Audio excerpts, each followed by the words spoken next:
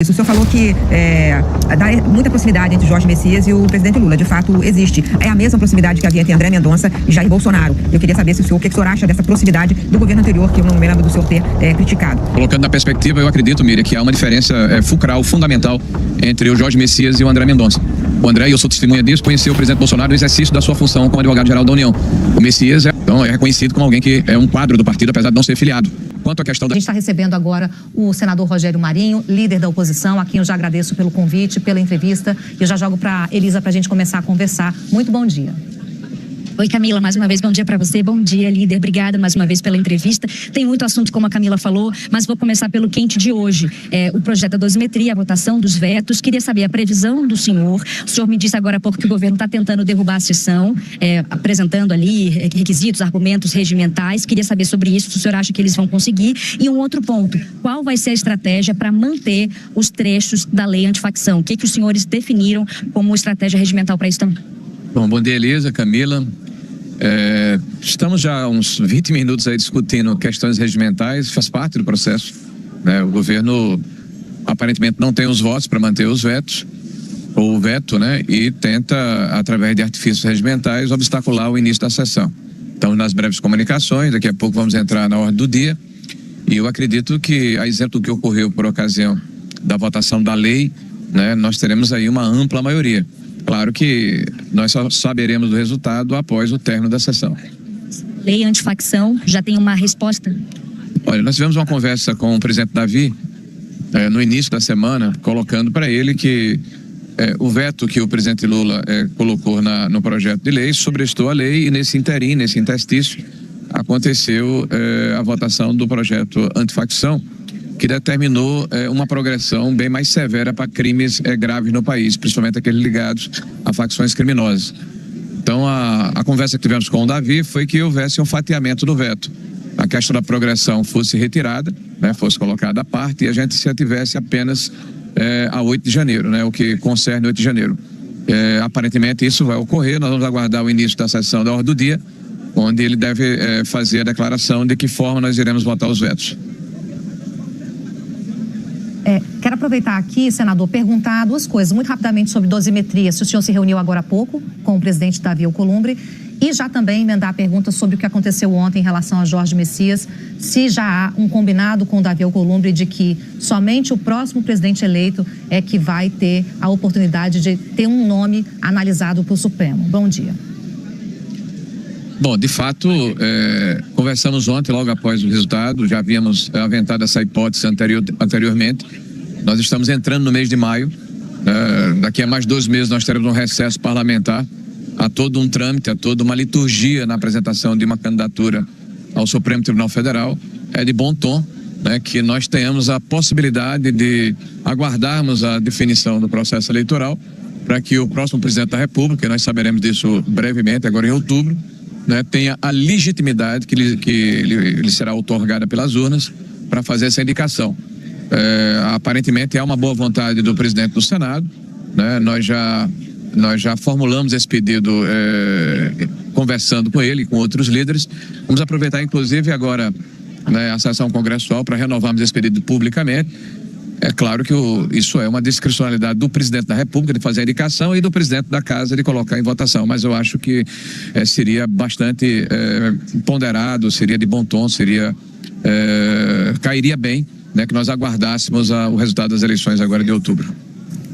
Senador, bom dia. Leilane aqui do Rio de Janeiro. O senhor disse que seria de bom tom, que cairia bem aguardar as eleições. Mas o presidente Lula, conversando com aliados, já disse que faz questão de manter essa indicação. Eu lhe pergunto, se ele optar pela indicação de uma mulher, o senhor acha que o Senado vai avaliar essa possibilidade? Leilane, bom dia. A discricionalidade, a condição de fazer a indicação é do presidente da República. Inclusive independente do gênero. Eu espero que, se ocorrer essa indicação, né, ele leve em consideração a questão do currículo, do notório saber e do distanciamento necessário, né, da questão política, para que nós tenhamos magistrados isentos, né, imparcialidade. A grande cobrança que se faz hoje é o Supremo Tribunal Federal. Eu, particularmente, acredito que o Congresso, quando se debruça sobre o currículo de um indicado, deve levar sempre em consideração de que forma esse indicado vai se comportar caso tenha a sua indicação homologada pelo plenário do Senado da República. As duas últimas indicações do presidente foram muito ruins, que hoje estão exercendo o mandato como ministro do Supremo Tribunal Federal. O primeiro foi o seu advogado particular, né? Então, nada contra o ministro Zanin, acho até que é um grande jurista, né? Mas o fato de ser um advogado particular do presidente, né, descaracteriza a necessária imparcialidade. O segundo foi alguém que tem no seu currículo uma militância política clara, e a maneira como ele tem se comportado no Supremo Tribunal Federal tem, na verdade, contribuído para esta situação de beligerância e de instabilidade de relação entre os poderes. Então, a minha preocupação maior, eu acho que da grande maioria do Senado da República, é o perfil. Como eu disse, a discricionalidade é do presidente, mas cabe também ao presidente do Senado marcar essa oitiva. Vamos aguardar. Senador Rafael Colombo, aqui de São Paulo, bom dia. Essa derrota de ontem do governo teve a intenção de senadores de passarem um recado também ao Supremo Tribunal Federal, de alguma insatisfação com o que o Supremo Tribunal Federal vem produzindo nos últimos anos, e pode indicar eventuais futuros movimentos do parlamento em direção ao Supremo Tribunal Federal? Eu me refiro notadamente aqui a uma discussão sobre pelo menos, dos inúmeros pedidos de impeachment que há contra ministros do Supremo. Bom, Colombo, primeiro é evidente que o grande derrotado ontem foi o governo do presidente Lula. Historicamente, fala-se de 132 anos de história sem que o indicado da presidência da República tenha tido insucesso nessa sabatina e na posterior homologação por parte do Congresso, do plenário do Senado da República. Então mostra fragilidade, falta de conexão não apenas com a sociedade, mas com a sua base, porque a oposição dispõe aqui no máximo de 32 parlamentares. Foram 42 votos no painel, mais dois senadores da oposição que deliberadamente não votaram e que contaram, né? São 44. Então isso mostrou que o governo não fez a leitura correta do parlamento, do Senado da República. Mas em relação à questão do Supremo Tribunal Federal especificamente, é evidente que nós não temos nada contra o STF, né? Todos nós queremos um Supremo, um judiciário respeitável, imparcial, né, que julgue com equidade. Agora, é um fato também que boa parte da sociedade brasileira e membros do parlamento estão incomodados com a invasão de prerrogativas, estão incomodados com o fato de ministros falarem a respeito de processos que eles vão julgar, estão incomodados com uma interferência nas prerrogativas do legislativo por parte de um judiciário que deveria ser imparcial e através de alguns dos seus membros, né, isso não tem acontecido. Então, o que eu espero é o que aconteceu aqui ontem, que foi histórico, sirva para que nós possamos fazer o rearranjo necessário e que cada um dos poderes da República cumpra o que a Constituição lhes outorgou, né? Quer dizer, as suas prerrogativas. Cabe ao judiciário fazer o controle da Constituição, julgar as querelas que a sociedade tem, mas ser sobretudo inerte, não um judiciário ativo ou proativo ou que interfira na prerrogativa dos outros poderes. E cabe ao nosso legislativo fazer a sua parte, que é legislar. Senador, aqui é a Miriam Leitão, muito prazer em falar com o senhor, como sempre. Eu queria tive duas dúvidas ouvindo o que o senhor estava falando. Primeiro é isso, o senhor falou que dá muita proximidade entre Jorge Messias e o presidente Lula. De fato, existe. É a mesma proximidade que havia entre André Mendonça e Jair Bolsonaro. Eu queria saber o que o senhor acha dessa proximidade do governo anterior, que eu não me lembro do senhor ter criticado. Uma outra questão é, o senhor disse que o próximo presidente, a próxima pessoa eleita, vai ter legitimidade. O presidente Lula está no exercício do seu mandato, portanto, tem legitimidade. O senhor acha que ele não tem legitimidade para fazer uma nova proposta agora de nome, respeitando a prerrogativa do Senado, que rejeitou o nome que ele apresentou? Bom, colocando na perspectiva, eu acredito, Miriam, que há uma diferença fulcral, fundamental, entre o Jorge Messias e o André Mendonça. O André, e eu sou testemunha disso, conheceu o presidente Bolsonaro no exercício da sua função como advogado-geral da União.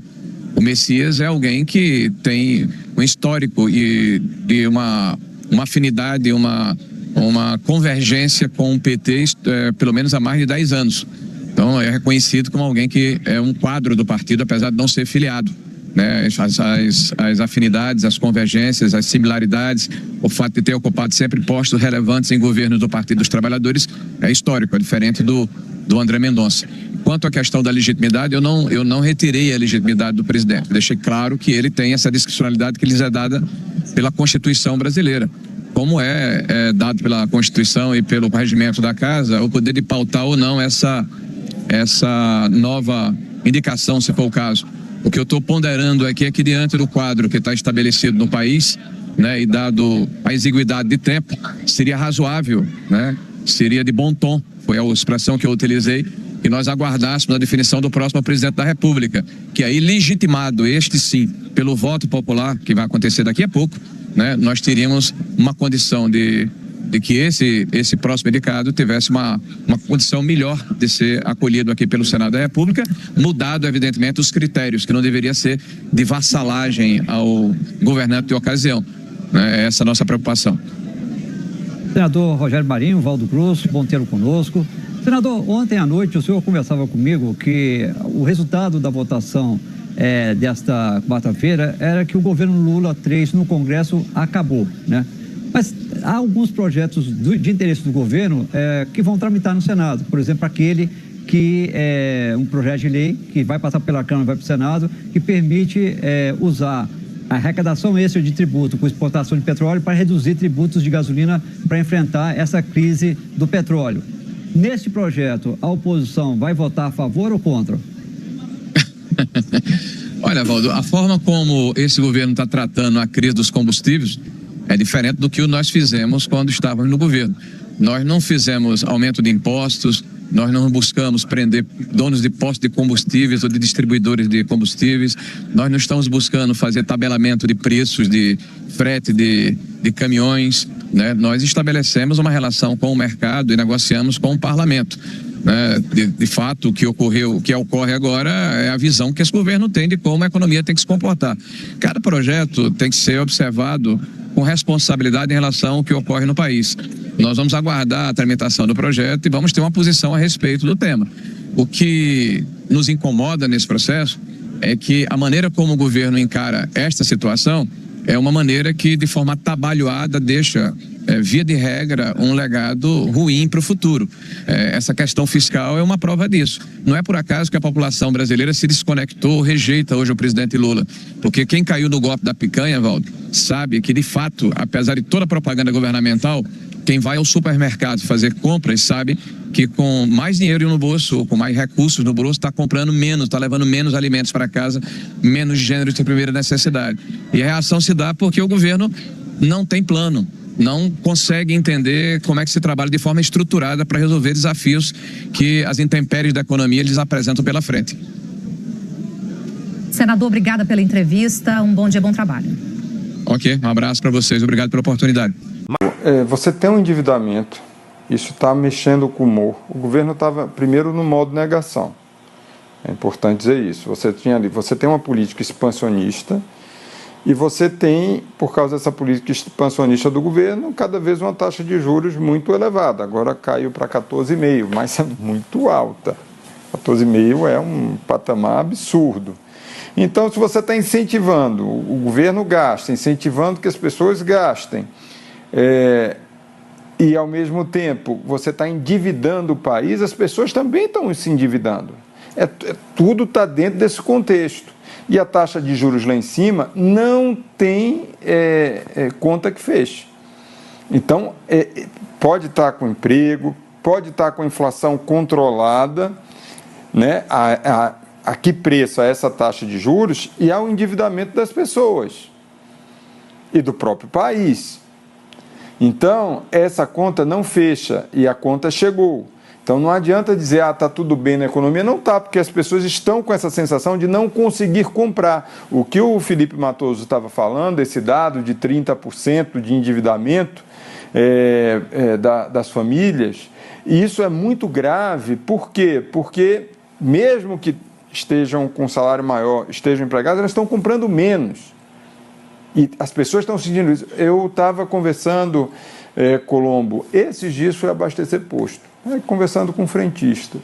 Ele falou, olha, para você é parcelado ou à vista no cartão de crédito? Eu falei, não, à vista porque eu não consigo endividar, mas todo mundo aqui bota R$100, bota parcela de 6 vezes.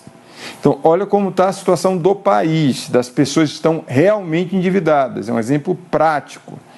Né? E fora, a gente sabe, amigo que pede ajuda sempre para fechar a conta do mês, alguma pessoa próxima que pede uma ajuda, então a gente sabe que as pessoas estão endividadas. Então o governo está, por causa dessa pressão eleitoral, porque isso já vem de muito tempo, mas por causa de uma pressão eleitoral, o Lula está cobrando da equipe econômica, e a equipe econômica está fechando esse pacote. Comentar, se quiser comentar ponto a ponto, é uma postagem um pouquinho longa, não tão longa, mas um pouquinho longa. O André Janones postou na rede social dele o seguinte: hoje é o último dia do trabalhador sob a vigência da escala 6x1 e o presidente Lula perde uma oportunidade histórica de convocar manifestações em todo o país, não em torno de si, como fez Bolsonaro quando estava na presidência, mas em torno de uma pauta, de uma causa que transcende esquerda e direita.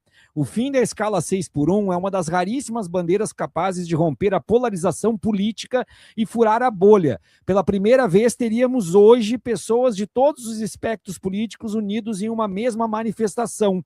Lula poderia, inclusive, se afastar da presidência até o fim do mês para percorrer o país, visitar todos os estados brasileiros e liderar uma campanha como jamais se viu na história, uma mobilização nacional pelo fim da escala. O desfecho seria apoteótico, um trabalhador ex-metalúrgico, o maior líder popular da história deste país, conduzindo a maior conquista dos trabalhadores desde a promulgação da CLT. Não seria um gesto eleitoreiro, muito menos oportunista, pois Lula, por sua origem e por sua trajetória, está definitivamente ligado ao trabalhismo no Brasil. Ainda assim, uma ação desse porte, carregada de simbolismo, poderia consolidar a vitória de outubro a ponto de transformar a eleição em mera formalidade para a continuidade por mais 4 anos do maior presidente da história deste país no governo. Infelizmente, nada disso está acontecendo. O que temos hoje é um 1º de maio apagado, sem força e muito aquém do que a data e o momento histórico mereciam. As chances estão passando uma por uma, a gente perdendo todas e repetindo que as pesquisas são falsas e que a eleição está batida, igual estava batida a indicação do Messias. Vai vendo, assina André Janones. Antes de passar para ti, Genuíno, eu queria dar rapidamente a minha opinião sobre isso aqui. Eu não vou discutir o conteúdo da postagem, porque eu quero muito ouvir a tua opinião sobre o conteúdo da postagem. Eu vou dizer sobre a postagem em si. Eu não acho que é legal colocar isso na rede social com o alcance que ele tem, e isso poderia ser discutido internamente. Essa é a minha posição a respeito. Passa a palavra para ti. Bem, eu vou ser franco. Em primeiro lugar, eu concordo com parte da mensagem do Janones quando disse que o presidente deveria chamar atos públicos contra a jornada 6x1. E o presidente Lula deveria estar presente nesses atos públicos.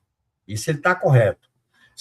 Segunda coisa, que o fim da escala 6x1, da jornada 6x1, tinha que ser prioridade da comunicação central do governo. Aonde é que portanto, eu concordo com essa preliminar. Aonde eu discordo, para ser franco? Em primeiro lugar, esse negócio de que une esquerda e direita, eu já ouvi esse discurso, não está por aí. O que você tem é uma direita que está, inclusive, querendo compensação para votar o fim da jornada 6x1, uma espécie de bolsa patrão. Então, juntar gregos e troianos não é bem o caminho. Segunda observação, essa ideia do Lula se afastar da presidência da República fazer campanha, primeiro que é inadequado. O Lula pode fazer campanha política como chefe de Estado e chefe de governo sem se afastar da presidência da República. Não é necessário. Ele pode usar as comunicações legais, ele pode usar as presenças dele, ele pode fazer tudo isso sem se afastar da presidência da República. Aliás, a experiência do Petro na Colômbia e da Cláudia Sheinbaum no México mostra que você pode fazer disputa política no cargo de presidente da República. Até porque governar nessa crise é negociar e dialogar, negociar e polarizar, negociar e enfrentar. E a última questão, que eu também discordo, eu acho que nós temos o Lula está tendo uma grande oportunidade. Não dá para cravar que nós estamos perdendo essa oportunidade. Ele está exagerando, ele está precipitado. Eu acho que o Lula perdeu uma grande oportunidade de reformar as Forças Armadas com o golpe de 2023. O Lula perdeu uma grande oportunidade de não ter criado o Ministério da Segurança Pública em 23. Aliás, ele foi aconselhado pelo Flávio Dino, e foi para o Supremo depois de 1 ano. O Flávio Dino, que eu conheço, é meu amigo, eu acho que o Flávio Dino foi um pouco ingrato com Lula quando não recebeu o Messias do seu gabinete. Por uma questão de disputa regional, aquele indicado para relatar, eu acho que ele foi ingrato. Ele não foi contra, ele não conspirou contra o Messias, como foi, tudo indica, as informações estão sendo divulgadas em relação a outros ministros. Mas houve uma ingratidão, porque o Flávio Dino sabe, mais do que ninguém, que ele cumpriu um papel importante no Ministério da Justiça, indicado pelo Lula. E ele ajudou o Lula a não indicar, a não criar o Ministério da Segurança Pública em janeiro de 23. E ele foi indicado para o Supremo pelo Lula. Então, a política também se faz com gratidão e com lealdade. Essa é a minha crítica. Estou sendo franco demais. Estou sendo muito franco para não deixar nada sem resposta. E, no meu modo de entender, tentar justificar o acordo que se foi feito, nós vamos ver, entre a dosimetria e a questão do Banco Master, que houve reuniões, conversas, nós vamos ver agora, porque o PT entrou com a ADIM, questionando o casuísmo do Alcolumbre em, vamos dizer assim, fatiar a votação do veto, isso é ilegal, e eu acho que nós vamos ver como é que essa questão vai ser resolvida monocraticamente pelo ministro que vai cair na mão dele, que trabalha com essa questão, que é o Alexandre de Moraes, e depois no plenário do Senado. Nós estamos vivendo uma situação, Viário, a própria crise rompe com as ambiguidades, diminui o muro. Todo mundo tem que mostrar suas credenciais e assumir sua posição. Alguns criticam o Lula pelo Lula não ter dado uma solidariedade ao ministro Alexandre de Moraes. Primeiro que o ministro Supremo não precisa de solidariedade quando ele toma decisões corretas, como foi o Alexandre de Moraes no julgamento dos golpistas. Segundo, se houve um erro na relação com o Banco Master, era necessário que esse erro fosse apurado, só isso. Então, eu acho que as instituições, Viário, estão diante de uma congestão. O Congresso quer governar sem o ônus de governo. O Supremo quer judicializar a política e faz acordos políticos. Por exemplo, o Paulinho da Força Sindical falou, o relator da dosimetria, que o projeto da dosimetria foi do conhecimento de alguns ministros do Supremo. Como é que é isso? O juiz do Supremo não pode ter acesso a um projeto antes dele ser votado, até porque, se houver qualquer recurso, cai na mão do Supremo. Essa confusão das instituições, a separação das instituições, isso gera crise institucional. E eu temo por uma crise institucional. Por isso que eu defendo aqui o seguinte caminho. Lula, deixe de fazer jandares, deixe de fazer conciliábulos, deixe de liberar emenda, cuide só da jornada, do fim da jornada 6x1 e priorize o debate nas ruas, nos pronunciamentos, nas plenárias, para a gente derrotar a extrema-direita que iniciou, olha bem, a extrema-direita fascista com o bolsonarismo e com a parte da direita do Centrão, iniciou a campanha para tentar derrotar o Lula em 2026. E é disso que se trata. Não vamos